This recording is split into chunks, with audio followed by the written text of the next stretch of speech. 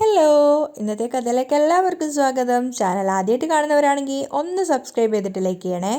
അങ്ങനെ മനോഹറിനെ വിളിച്ചുകൊണ്ട് പുറത്തേക്ക് കാര്യം സംസാരിക്കാമെന്ന് പറഞ്ഞിട്ട് രാഹുൽ പോയിരിക്കുകയാണ്. ആ സമയത്ത് സരിയു അമ്മയോട് ചോദിക്കുന്നുണ്ട്, ശരിക്കും അച്ഛൻ എന്താ അമ്മയെ പറ്റിയത് എന്താണെന്നൊക്കെ എനിക്ക് നന്നായിട്ട് അറിയാം മോളെ. ഷാരി പറഞ്ഞത് കേട്ടതും സരിയു ശരിക്കൊന്ന് ഞെട്ടുകയാണ്. ഒരു ദിവസം തലമണ്ട അടിച്ചു പൊട്ടിച്ചപ്പോൾ തലമുറിഞ്ഞ് കുറച്ച് ചോര പോയതേ ഉള്ളൂ. ഇനി മിക്കവാറും അയാളങ്ങ് തീരും, അല്ലെങ്കിൽ തീർക്കേണ്ടി വരുമെന്നാണ് എനിക്ക് തോന്നുന്നത്. അത് കേട്ടതും സരയു പറയുന്നുണ്ട്, സുഖയില്ലാത്ത അച്ഛനെ അമ്മ ഒരുപാട് വെറുക്കുന്നുണ്ട്. അപ്പോൾ ഷാരി തിരിച്ചു ചോദിക്കുകയാണ്, നീ വെറുക്കുന്നില്ലേ? അത് പിന്നെ മനുവേട്ടനെ ഓരോന്ന് പറഞ്ഞ് കുറ്റപ്പെടുത്തുമ്പോഴാണ് ഞാൻ അച്ഛനെ വെറുത്തു പോകുന്നേ.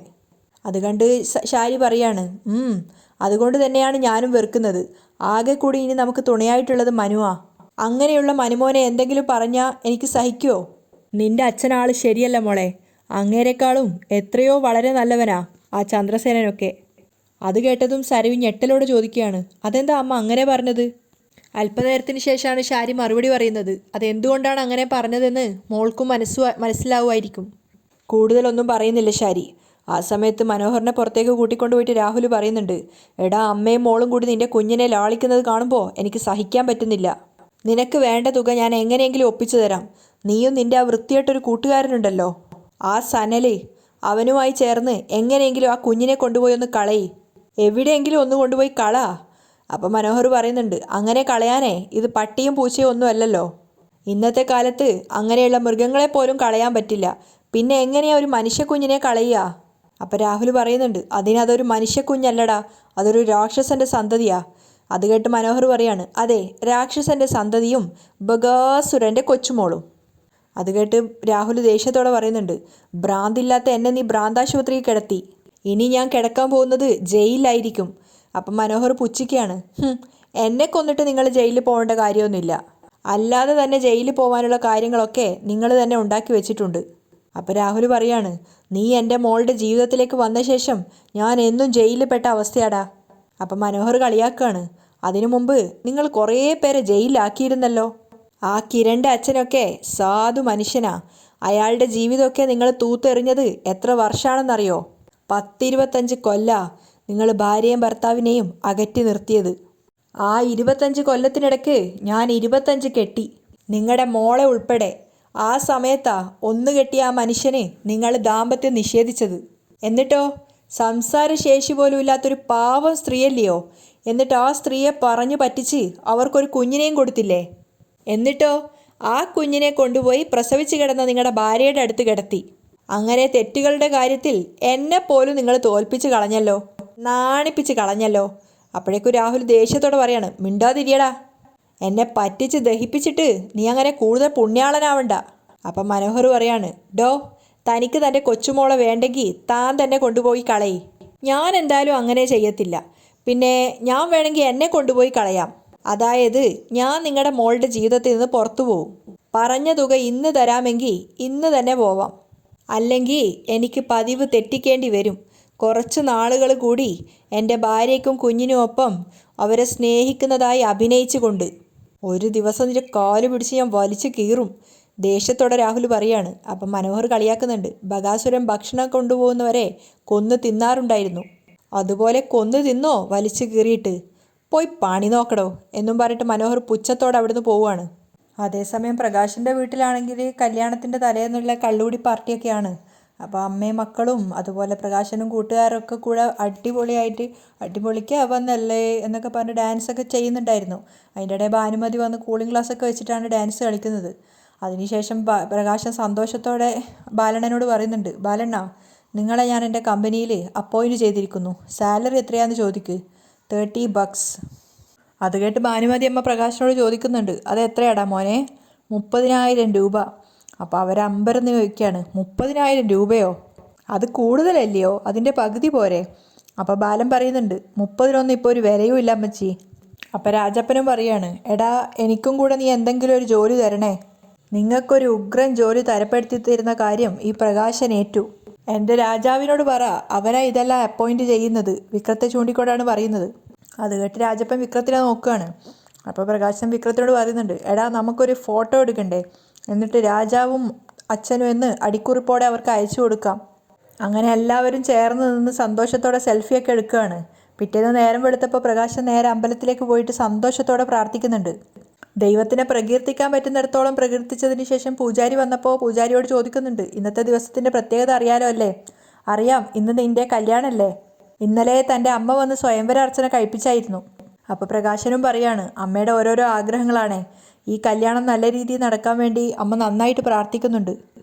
അതുകൊണ്ടാണ് ഞാൻ ഈ കാര്യങ്ങളിലൊന്നും ഇടപെടാത്തത്. പിന്നെ എനിക്ക് സ്വയംവര അർച്ചന കഴിപ്പിക്കുന്നതിനോടൊന്നും വലിയ താല്പര്യമില്ല. പിന്നെ പൂജയൊക്കെ കഴിഞ്ഞതിന് ശേഷം ഭക്ഷണം 3 സ്റ്റാർ ഹോട്ടലിലാണ്, വെജിറ്റേറിയൻ ഉണ്ട്, എന്തായാലും വരണം. അപ്പോൾ പൂജാരി പറയുന്നുണ്ട്, നോക്കാം. അതിനുശേഷം പൂജാരി പോയപ്പോൾ പ്രകാശൻ പ്രാർത്ഥിക്കുകയാണ്, ദേവി, ഈ കല്യാണം നല്ല ഐശ്വര്യമായിട്ട് നടക്കണേ. ഒരു വിഘ്നങ്ങളും കൂടാതെ ആര് കണ്ടാലും കൊതിക്കുന്ന രീതിയിലുള്ളൊരു കല്യാണം ആയിരിക്കണേ. ഞാനും എൻ്റെ ലക്ഷ്മിയും തമ്മിലുള്ള വിവാഹം കണ്ടിട്ട് എല്ലാവർക്കും അസൂയ തോന്നണേ. അങ്ങനെ കാണിക്ക വഞ്ചിയിൽ പണമൊക്കെ ഇട്ടിട്ട് തിരിഞ്ഞു നോക്കിയതും കാണുന്നത് ദീപയാണ്. ദീപയെ കണ്ടപ്പോൾ തന്നെ മുഖത്ത് ദേഷ്യം നിറയുന്നുണ്ട്. ദീപയാണെങ്കിൽ താല്പര്യമില്ലാത്ത മട്ടിലാണ് കയറി വരുന്നതും. അപ്പോൾ ദീപയെ കണ്ടപ്പോൾ തന്നെ പ്രകാശൻ പറയുന്നുണ്ട്, ഓ, ആരെ കാണരുതെന്ന് വിചാരിച്ചിട്ട് വരുന്നോ അവരെ തന്നെ ദിവസവും മുന്നേ കാണുകയും ചെയ്യും.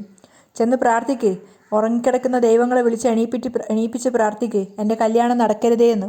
അപ്പോൾ ദീപ പരിഹസിക്കുന്നുണ്ട്, തന്നെക്കുറിച്ച് ഞാൻ ചിന്തിക്കാറ് പോലും ഇല്ലടോ. തൻ്റെ മുഖത്തേക്ക് ആ താലി വലിച്ചെറിഞ്ഞതിന് ശേഷം താൻ എൻ്റെ മനസ്സിൽ പോലും ഇല്ല. പിന്നെ എന്തിനാ ഞാൻ തൻ്റെ കല്യാണം മുടങ്ങാൻ വേണ്ടി ഇവിടെ വന്ന് പ്രാർത്ഥിക്കുന്നേ? അപ്പോൾ പ്രകാശൻ പറയുന്നുണ്ട്, പിന്നെ എൻ്റെ കല്യാണമാണെന്ന് അറിഞ്ഞുകൊണ്ട് തന്നെ ഞാൻ വരുന്ന അമ്പലത്തിൽ നീ എങ്ങനെയാടി കറക്റ്റായിട്ട് വന്നേ? അപ്പോൾ ദീപ പറയുന്നുണ്ട്, ഞാൻ സ്ഥിരമായിട്ട് വരുന്ന അമ്പലമാണ് ഇത്. ഇവിടേക്ക് നിങ്ങൾ കാര്യസാധ്യത്തിന് വേണ്ടി മാത്രമാണ് വരുന്നത്. എന്നാൽ ഞാൻ എന്നെക്കൊണ്ട് കഴിയാവുന്ന ദിവസങ്ങളിലെല്ലാം ഇവിടേക്ക് വരാറുണ്ട്. മനസ്സിലായടി എനിക്ക്. എൻ്റെ കല്യാണം മുടങ്ങാൻ വേണ്ടി നീ വല്ല സ്പെഷ്യൽ പൂജയോ കർമ്മങ്ങളോ എന്തെങ്കിലും നടത്തിയിട്ടുണ്ടാവും. അതിൻ്റെ ഫലം അറിയാൻ വേണ്ടി വന്നതായിരിക്കും. അപ്പോൾ ദീപ പറയാണ്, അതേ ദൈവത്തെ കാണാൻ തന്നെയല്ലേ താനും വരുന്നത്. അപ്പോൾ തൻ്റെ മനസ്സ് ശുദ്ധാണെങ്കിൽ അങ്ങനെയുള്ളവരുടെ പ്രാർത്ഥന ദൈവം കേൾക്കാറുണ്ട്. നീ എങ്ങനെ പ്രാർത്ഥിച്ചാൽ എനിക്ക് ഒരു പ്രശ്നവുമില്ലടി. നീ എന്ന എൻ്റെ ജീവിതത്തിലെ ശനി ഒഴിഞ്ഞുപോയി. ഇനി എനിക്ക് വരാൻ വേണ്ടി പോകുന്നത് ശുക്രനാണ്. മഹാലക്ഷ്മി എന്ന പെൺകുട്ടിയെ കല്യാണം കഴിച്ചു കഴിഞ്ഞാൽ ഇനി എൻ്റെ ജീവിതത്തിൽ വച്ചടി കയറ്റായിരിക്കും. അപ്പോൾ ദീപ കളിയാക്കുകയാണ്, ആ കാർത്തികയുടെ അമ്മയല്ലേ, അവരെ പെൺകുട്ടി എന്നൊക്കെ പറയണോ? സ്ത്രീ എന്ന് പറഞ്ഞാൽ പോരെ? അപ്പോൾ പ്രകാശൻ കളിയാക്കുകയാണ്, അസൂയല്ലേ അസൂയ. എടി, എനിക്കെൻ്റെ ലക്ഷ്മിക്കുട്ടി പെൺകുട്ടി തന്നെയാ. എൻ്റെ ദാമ്പത്യം കണ്ട് മടുത്ത ദൈവങ്ങൾ എനിക്ക് വേണ്ടി കരുതി വെച്ച നിധി. പേര് പോലെ തന്നെ മഹാലക്ഷ്മി, ഐശ്വര്യത്തിൻ്റെ മൂർത്തി. അല്ലാതെ നിന്നെപ്പോലെ കരിന്തിരി കത്തുന്ന ദീപയല്ല, അണഞ്ഞുപോയ ദീപമല്ല, അണയാത്ത വിളക്ക്. എന്നും ജ്വലിച്ചുകൊണ്ടിരിക്കും, അണയാതെ. അപ്പോൾ ദീപ പറയുന്നുണ്ട്, ഇതേ രീതിയിൽ തല ഉയർത്തിപ്പിടിച്ച് എന്നും സംസാരിക്കാനുള്ള തൻ്റെ ഇടം തനിക്കുണ്ടാവണം. ഉണ്ടാവുമടി. ആ കാർത്തികയുടെ അമ്മയ്ക്കൊക്കെ എന്തോ അബദ്ധം പറ്റിയതാ. അബദ്ധം പറ്റിയത് അവർക്കല്ലടി, എനിക്കാ. അന്ന് നിന്നെ കല്യാണം കഴിക്കുമ്പോൾ എൻ്റെ തലയിൽ വന്ന് വീണ ബാധയല്ലേ നീ. അന്ന് കോടതിയിൽ വെച്ച് താലിമാല എൻ്റെ മുഖത്തേക്ക് വലിച്ചെറിഞ്ഞപ്പോൾ നീ എന്താ കരുതിയത്? എനിക്കങ്ങ് സങ്കടം വന്നു പോയെന്നോ? കുളിരായിരുന്നടി കുളിര്. എൻ്റെ ശരീരത്തെ വരിഞ്ഞു മുറുക്കിയ ഒരു മൂർഖം പാമ്പിനെ അഴിച്ചു വിട്ടൊരവസ്ഥയിലായിരുന്നു ഞാൻ. അപ്പോൾ ദീപയും പറയുന്നുണ്ട്, ആയിക്കോട്ടെ, ഈ പറഞ്ഞതൊക്കെ ഇതിനേക്കാളും നന്നായിട്ട് ഞാനിപ്പോൾ അനുഭവിക്കുന്നുണ്ട്. പക്ഷെ തന്നെപ്പോലെ വിളിച്ചു പറഞ്ഞ് നടക്കാറില്ലെന്നേ ഉള്ളൂ. വിളിച്ചു പറയേണ്ട കാര്യങ്ങൾ വിളിച്ചു പറഞ്ഞുകൊണ്ട് തന്നെ നടക്കുവടി. പിന്നെ വലിയ അഹങ്കാരമൊന്നും വേണ്ട. ഒരു ദിവസം നീയും ഞാനും ഒക്കെ കത്തിച്ചാമ്പലാവും. മരിച്ചിങ്ങനെ കിടക്കുമ്പോൾ കൊള്ളിവെക്കാൻ വേണ്ടി ഉണ്ടായിരുന്ന ഒരേ ഒരു ആൺമകൻ വരാതിരിക്കുമ്പോഴുള്ള ആ ഗതികേടിനെ പറ്റി ഒന്ന് ആലോചിച്ച് നോക്കിയേ. നിനക്ക് കൊള്ളിവെക്കാൻ എൻ്റെ മകൻ വിക്രമാദിത്യൻ വരില്ലടി. കാരണം നിനക്കവൻ എന്നോ കൊള്ളിവെച്ച് കഴിഞ്ഞു. പണ്ടേ. മനസ്സിലായോ നിനക്ക്? അപ്പോൾ ദീപ പറയുന്നുണ്ട്, അല്ലെങ്കിലും മാതാപിതാക്കളെ സ്നേഹിക്കാത്ത മക്കൾ അവർ മരിച്ചു കഴിഞ്ഞാൽ ചിതയ്ക്ക് തീ കൊളുത്തുന്നതിൽ ഒരു കാര്യവുമില്ല. അങ്ങനെയുള്ള മക്കൾ അവരുടെ അച്ഛനും അമ്മയും മരിച്ചു കിടക്കുമ്പോൾ കാണാൻ വരാത്തതാ നല്ലത്. എനിക്ക് കൊള്ളിവെക്കാൻ എൻ്റെ പെൺമക്കൾ മതി. അതല്ലെങ്കിൽ എൻ്റെ മോന് പകരം 10 ആൺമക്കളുടെ ഗുണം ചെയ്യുന്ന ഒരു മരുമകനെയാ ദൈവം എനിക്ക് തന്നിട്ടുള്ളത്. ആ മരുമോൻ എൻ്റെ ചിതയ്ക്ക് തീ കൊളുത്തിയാൽ മതി. എൻ്റെ ആത്മാവിന് മോക്ഷം കിട്ടാൻ അതാ നല്ലത്. അത് മാത്രമാണ് നല്ലത്. പിന്നെ പ്രകാശൻ കൂടുതലൊന്നും പറയാതെ കളിയാക്കിക്കൊണ്ട് ചിരിച്ചുകൊണ്ട് അവിടുന്ന് മാറിയിട്ട് ദീപയോട് പോവാൻ പറയാണ്. അപ്പോഴും പിറുപിറുക്കുന്നുണ്ട്, അവളുടെ ഒരു മരുമോന്. കല്യാണി കുളിച്ചിറങ്ങി വരുന്ന സമയത്താണ് ദീപ അമ്പലത്തിൽ നിന്നും വരുന്നത്. ദീപയുടെ മുഖം കണ്ടപ്പോഴേ കല്യാണിക്ക് മനസ്സിലായി എന്തോ ഒരു വല്ലായ്മ ഉണ്ടെന്ന്. അപ്പോൾ ദീപ അടുത്ത് വന്ന സമയത്ത് പറയുന്നുണ്ട്, അമ്പലത്തിൽ പോയത് കൊണ്ടൊരു കാര്യമുണ്ടായി. അയാളെ കണ്ടു, വിക്രത്തിൻ്റെ അച്ഛനെ. ഓ, കല്യാണം മംഗളമായിട്ട് നടക്കണമെന്ന് പ്രാർത്ഥിക്കാൻ വന്നതായിരിക്കും. അപ്പോൾ ദീപ പറയുന്നുണ്ട്, ഞാൻ ഉറപ്പായിട്ടും കല്യാണത്തിന് ചെല്ലണം എന്ന് അയാൾ പറയുന്നത്. അമ്മയും പോര്, അവിടെ നടക്കുന്നത് എന്താണെന്ന് നേരിട്ട് കാണാലോ. അപ്പോൾ ദീപ പറയുന്നുണ്ട്, ഞാൻ വരുന്നില്ല മോളെ. എന്തായാലും ആ ദുഷ്ടന് ശിക്ഷ കിട്ടുന്നുള്ള കാര്യം ഉറപ്പായല്ലോ.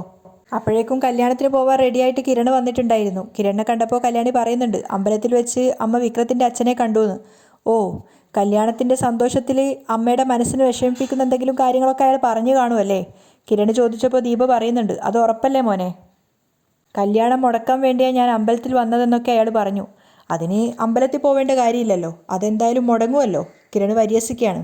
അപ്പോൾ കല്യാണി പറയുന്നുണ്ട്, ആ കാഴ്ച നേരിൽ കാണാനാണ് അമ്മയോട് ഞാൻ വരാൻ പറഞ്ഞത്. എന്തായാലും കല്യാണം മുടങ്ങട്ടെ മോളെ, അത് കഴിഞ്ഞ് ഞാൻ അയാളെ നേരിൽ കണ്ടോളാം. അത് കഴിഞ്ഞാലും അയാളെ എവിടെയെങ്കിലും വെച്ച് കാണാതിരിക്കില്ല. അന്ന് ഞാൻ അയാൾക്ക് കൊടുക്കാനുള്ള മറുപടി കൊടുത്തോളാം. അപ്പോൾ കിരൺ പറയുന്നുണ്ട്, ജീവിതത്തിൽ ഒരുപാട് തിരിച്ചടികൾ വിക്രത്തിനും പ്രകാശിനും ഒക്കെ കിട്ടിയിട്ടുണ്ട്, പക്ഷേ ഇതുപോലെ ഒന്ന് ആദ്യമായിട്ടായിരിക്കും. അപ്പോഴേക്കും കല്യാണി കിരണിനോട് ചോദിക്കുന്നുണ്ട്, കിരണേട്ടന് റെഡിയായി കഴിഞ്ഞല്ലേ? 10 മണിക്കല്ലേ മുഹൂർത്തം, എങ്കിൽ ഞാൻ പോയി ഡ്രസ്സ് മാറ്റിയിട്ട് വരാം എന്ന് പറഞ്ഞ് കല്യാണി പോകുന്ന സമയത്ത് ദീപയുടെ മുഖം ആകെ വാടി നിൽക്കുകയാണ്. ആ സമയത്ത് കിരൺ പറയുന്നുണ്ട്, അമ്മ വിഷമിക്കേണ്ട, ഈ ഒരു കല്യാണം കൂടി മുടങ്ങി കഴിഞ്ഞാൽ പ്രകാശൻ എന്ന് പറയുന്ന കരട് പിന്നീട് നമ്മുടെ ജീവിതത്തിൽ വരില്ല. ഇപ്പം കിട്ടുന്ന ഷോക്കിൽ അയാൾ തൂങ്ങിച്ചാവാനുള്ള സാധ്യത കൂടുതലാണ്. ആത്മഹത്യ അല്ലാതെ അയാളുടെ മുന്നിൽ മറ്റ് മാർഗമൊന്നും ഉണ്ടാവില്ല. അപ്പോൾ ദീപ പറയാണ്, മരിക്കട്ടെ മോനെ, സ്വന്തം മകനെ ഇല്ലാതാക്കിയ, പെൺമക്കളെ നികൃഷ്ടമായി വലിച്ചെറിഞ്ഞ അയാൾക്ക് മുന്നിൽ ആത്മഹത്യ അല്ലാതെ വേറൊന്നും മാർഗം ഉണ്ടാവാൻ പാടില്ല. കാർത്തികയുടെ അമ്മയുടെയും ജീവിതം കൂടി അറിഞ്ഞപ്പോൾ എനിക്കൊരു സഹതാപവും ഇല്ല. പെൺകുട്ടികളുടെ ജീവിതം കാർന്ന് തിന്നാനായിട്ട് എന്തിനാ ഇങ്ങനെ ഒരു ജന്മം? അയാളും അയാളുടെ അമ്മയും ഒക്കെ പോട്ടെ എന്നും പറഞ്ഞ് ദീപ അവിടുന്ന് ദേഷ്യത്തോടെ പോവാണ്.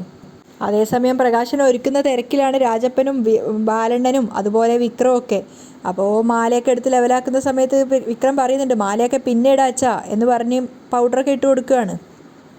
പ്രകാശനാകെ നെർവസായിട്ട് ഇരിക്കുകയാണ്. മാത്രമല്ല അയാൾ രാജപ്പനോടും ബാലനോടും പറയുന്നുണ്ട്, ഗംഭീരമായിട്ടിരിക്കണം, ആദ്യമായിട്ടാണ് കാർത്തിക മോളുടെ അമ്മ എന്നെ കാണാൻ പോകുന്നത്, കാണുമ്പോൾ ഞെട്ടണം. അപ്പോൾ രാജപ്പൻ പറയുന്നുണ്ട്, അതുകൊണ്ടല്ലേ ഞങ്ങൾ തലേന്നേ വന്നത്. ഓ, തലേന്നത്തെ കാര്യമൊന്നും പറയണ്ട എൻ്റെ രാജപ്പണ്ണാ, എന്തൊരടിയായിരുന്നു, തലവേദന പോയിട്ടില്ല ഇതുവരെ. അപ്പോൾ വിക്രം പറയുന്നുണ്ട്, ചുമ്മാ കല്യാണത്തിൻ്റെ തലേന്നായിട്ട് കുറച്ച് കുടിച്ചാൽ പോരായിരുന്നോ? അപ്പോഴേക്കും ബാലൻ പറയാണ്, അതിന് അച്ഛനേക്കാളും കൂടുതൽ കുടിച്ചത് മോനല്ലേ. അത് കേട്ടതും വിക്രം ആകെ ചമ്മി നിൽക്കുന്നുണ്ട്. എന്തോന്നാണ് നിങ്ങളീ പറയുന്നത്? വല്ലപ്പോഴും അവനെ കുടിക്കാറുള്ളൂ, അതുതന്നെ വല്ലപ്പോഴും. അപ്പോൾ ബാലൻ വിചാരിക്കുന്നുണ്ട്, അച്ഛനേക്കാളും വലിയ കുടിയനാ മോനെന്നുള്ള കാര്യം ഈ അച്ഛൻ അറിയാത്തതാ ഇവൻ്റെ ഏറ്റവും വലിയ ഭാഗ്യം. അപ്പോഴേക്കും ഭാനുമതി വന്ന് ചോദിക്കുന്നുണ്ട്, ഇതെന്താ ഇത്ര നേരമായിട്ട് ഒരുങ്ങിയിട്ട് കഴിഞ്ഞില്ലേ? അപ്പോൾ രാജപ്പൻ പറയാണ്, എത്ര ഒരുങ്ങിയിട്ട് അമ്മയുടെ മോന് തൃപ്തിയാവുന്നില്ല. ബാലനും പറയുന്നുണ്ട്, വരാൻ പോകുന്നത് കാർത്തിക മേഡത്തിൻ്റെ അമ്മയാവുമ്പോൾ സുന്ദരി ആയിരിക്കത്തില്ലേ, അപ്പോൾ പിടിച്ചു നിൽക്കണ്ടേ? അപ്പോൾ ഭാനുമതി പറയുന്നുണ്ട്, അതിന് ഇവൻ ഈ പ്രായത്തിലും സുന്ദരനല്ലയോ ബാല?